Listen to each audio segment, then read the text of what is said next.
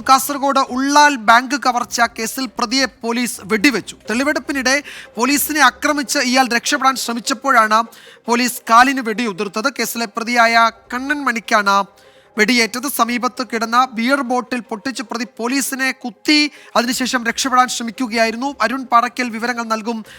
കാസർഗോഡ് അരുൺ, രക്ഷപ്പെടാനുള്ള ശ്രമമാണ് പ്രതികൾ നടത്തിയതെന്നാണ് നമ്മൾ മനസ്സിലാക്കുന്നത്.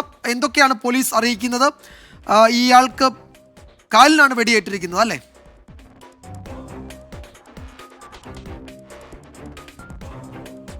വിജയകുമാർ, ഇന്നലെയാണ് ഈ 3 പ്രതികളെ തമിഴ്നാട് പത്മനേരി സ്വദേശി അടക്കം 3 പ്രതികളെ തമിഴ്നാട് പത്മനേരിയിലെ രഹസ്യ സംഘത്തിൽ നിന്ന് മംഗളൂരു പോലീസ് പിടികൂടിയത്.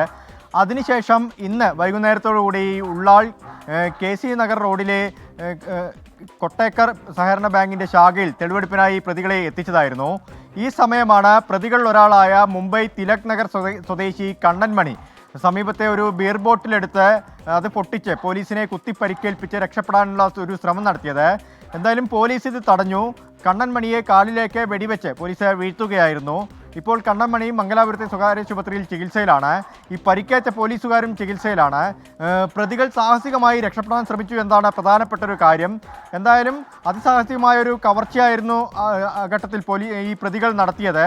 അതിനുശേഷം രഹസ്യവിവരത്തെ തുടർന്ന് തമിഴ്നാട്ടിലെ പത്മനേരിയിൽ നിന്ന് പ്രതികളെ പിടികൂടി പോലീസ് ഇവിടെ എത്തിച്ച തെളിവെടുപ്പിനിടെയാണ് വീണ്ടും പ്രതികൾ രക്ഷപ്പെടാനുള്ള ഒരു ശ്രമം നടത്തിയത്.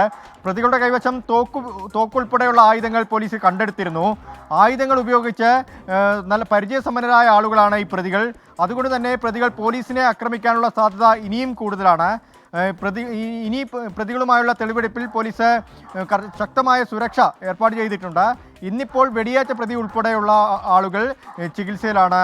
വിജയകുമാർ, പോലീസിനെ ആക്രമിച്ച് രക്ഷപ്പെടാനുള്ള ശ്രമമാണ് പ്രതികൾ നടത്തിയത്. ആ ഘട്ടത്തിലാണ് പോലീസ് വെടിയുതിർത്തത്. അതിലെ പ്രധാന പ്രതികളിൽ ഒരാളായ കണ്ണൻ മണി, അയാളുടെ കാലിന് വെടിയേറ്റിട്ടുണ്ട്. അയാൾ ആശുപത്രിയിലാണ്. അയാൾ ബിയർ ബോട്ടിൽ ഉപയോഗിച്ച് പോലീസിനെ കുത്തി രക്ഷപ്പെടാനൊക്കെയുള്ള ശ്രമമാണ് നടത്തിയത്. പക്ഷേ പോലീസ് സമയോചിതമായി ഇടപെട്ടു എന്നാണ് കാസർഗോഡ് ബ്യൂറോ റിപ്പോർട്ട് ചെയ്തത്. അരുൺ പാറയ്ക്കലാണ് വിവരങ്ങൾ നൽകിയത്.